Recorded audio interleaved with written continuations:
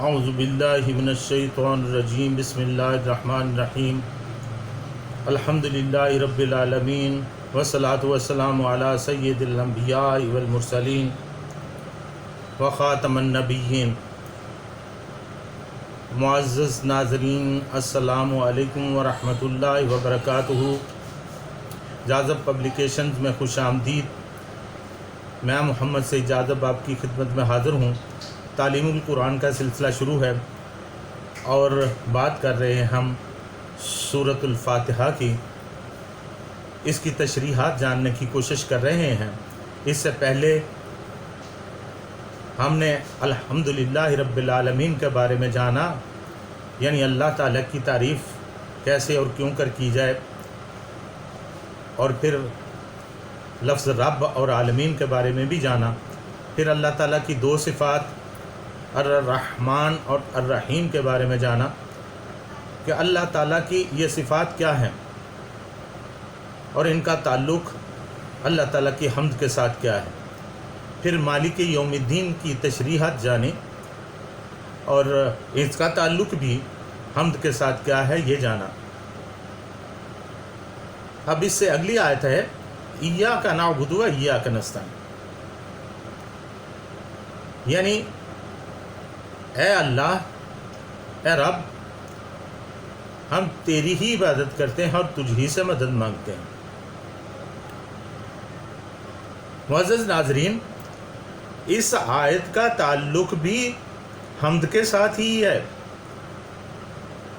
یعنی یہ بھی اللہ تعالیٰ کے تعریفی کلمات ہیں،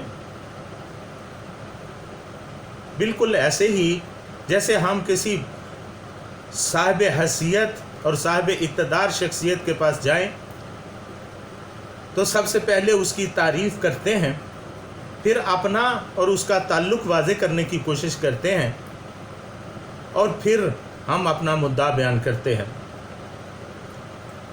چنانچہ اس آیت کا تعلق اللہ تعالیٰ کی حمد کے ساتھ ایسا ہی ہے۔ ایک طرح سے یہ تعریفی کلمات ہیں، اور اس کے بعد یہ دعا کی ابتدا بھی ہے۔ اس آیت میں دو چیزیں قابل ذکر ہیں، ایک ایاک نعبد اور ایک ایاک نستعین۔ ہم سب سے پہلے حصے کی طرف آتے ہیں اور عبادت کا مطلب اور مفہوم جاننے کی کوشش کرتے ہیں۔ عبادت کے عام معنی کیا ہیں؟ پوجا اور پرستش، اطاعت اور فرما برداری، بندگی اور غلامی، یہ اس کے معنی ہیں۔ لیکن عربی لغت میں یہ لفظ یعنی عبادت عبد سے نکلا ہے، اور عبد کا مطلب غلام یا بندہ ہوتا ہے۔ اس لحاظ سے کائنات میں ہماری حیثیت خالق کائنات کے ایک غلام کی سی ہے، اور غلام کی یہ خو ہوتی ہے کہ وہ انتہائی محنت و مشقت کے ساتھ اپنے آقا کے لیے ہر وہ کام انجام دیتا ہے جس کے لیے اس کا آقا اس کو حکم دے۔ وہ اپنے آپ کی پرواہ کیے بغیر اپنے آقا کی خوشنودی میں جٹ جاتا ہے۔ عبدن دراصل ایک خوشبودار پودا ہے، عرب میں یہ اکثریت سے پایا جاتا ہے۔ اس میں اونٹوں کے لیے بڑی کشش ہوتی ہے، اس کے کھانے سے اونٹ فربا ہو جاتے ہیں، یعنی موٹے ہو جاتے ہیں، اور ان کا دودھ بھی بہت زیادہ ہو جاتا ہے۔ خاصیت کے اعتبار سے اس پودے کا مزاج گرم ہوتا ہے، اس لیے جب اونٹ اسے کھاتے ہیں تو ان کو بے تحاشا پیاس لگتی ہے اور وہ پانی مانگتے ہیں۔ اس سے ثابت ہوا کہ اس پودے میں 3 خصوصیات پائی جاتی ہیں: کش و جاذبیت، پیاس کی تکلیف کا بڑھنا، اور فربہی اور دودھ کا وافر مقدار میں ہونا۔ لہٰذا اس کے معنوں میں پہلے تکلیف لیکن بعد میں نفع بخش اور راحت کا ملنا ہے۔ اس کے مفہوم کو پیش نظر رکھتے ہوئے عبادت کے معنی ہے کہ ایسا کام کرنا جو دل کے شوق اور رغبت سے سر انجام دیا جائے، کیونکہ عابد پودا اپنی خوشبو کی وجہ سے اپنے اندر خاص کشش رکھتا ہے اور نتائج کے لحاظ سے بہت زیادہ نفع بخش ہے، اگرچہ اس میں تھوڑی سی محنت و مشقت ضرور ہوتی ہے۔ پارہ نمبر 3 سورۃ البقرہ آیت نمبر 286، اس میں اللہ تعالیٰ ارشاد فرماتا ہے لا یکلف اللہ نفسا الا وسعها۔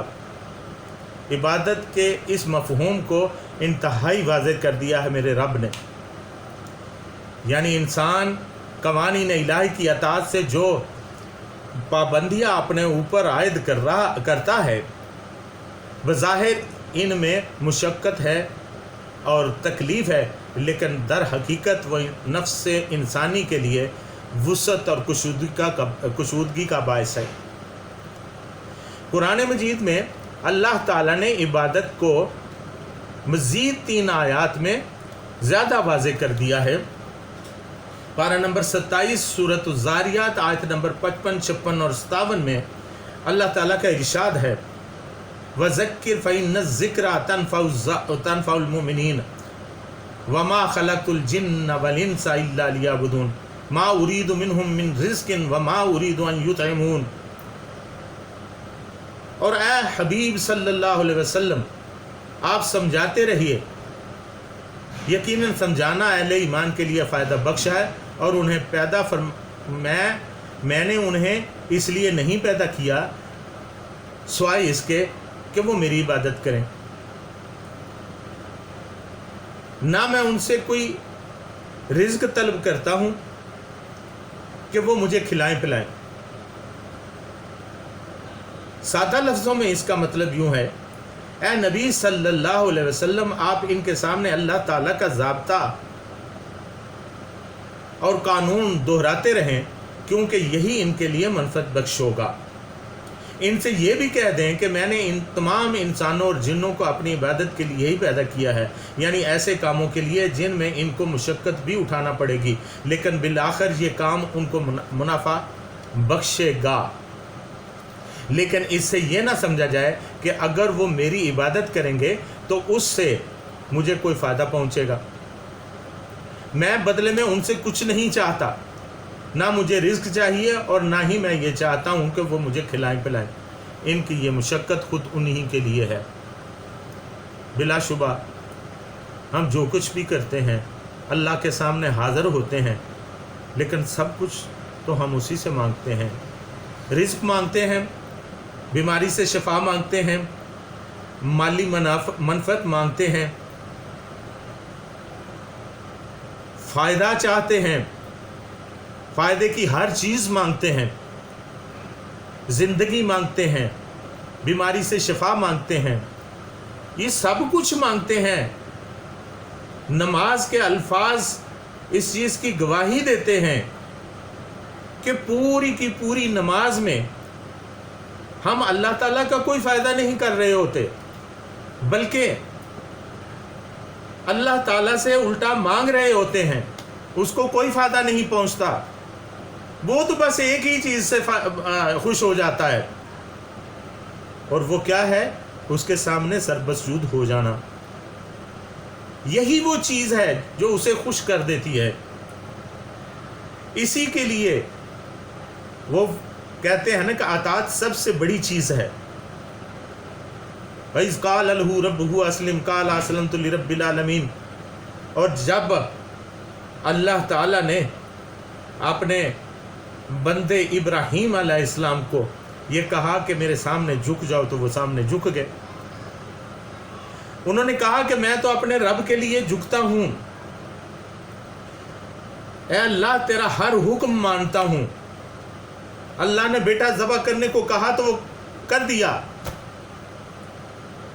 نتیجہ اچھا نکلا۔ یہی بات ہے، عبادت اسی کو کہتے ہیں، اللہ کی ہر بات مان لینا، اس کے سامنے سر جھکا دینا، سر بسجود ہو جانا، اپنے آپ کو تکلیف میں ڈال کے اپنی بات منوا لینا۔ عبادت کے سلسلے میں مزید باتیں ہوں گی آئندہ نشست میں، عبادت اور پھر لفظ استعانت پہ بات ہوگی۔ فی الوقت اتنا ہی، وما علینا الا البلاغ المبین۔